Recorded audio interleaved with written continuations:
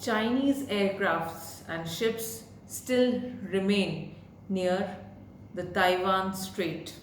On Saturday, China had started drills near the Taiwan Strait, and it has been going on for 3 days. However, now that the drills have stopped, the Navy ships and the warplanes are still in that area.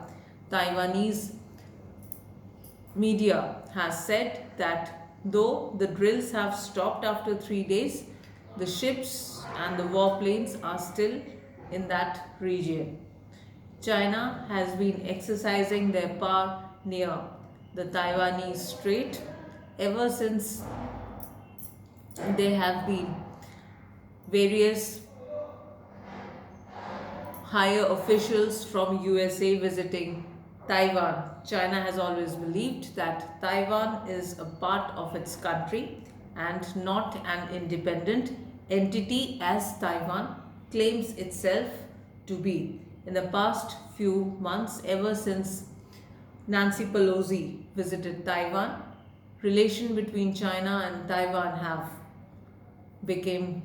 become strained, and since then China has become all the more active in this area, and they are now doing drills, exercises on a continuous basis near the Taiwan Strait, which has put a lot of stress on the Taiwanese government. Stay updated with me.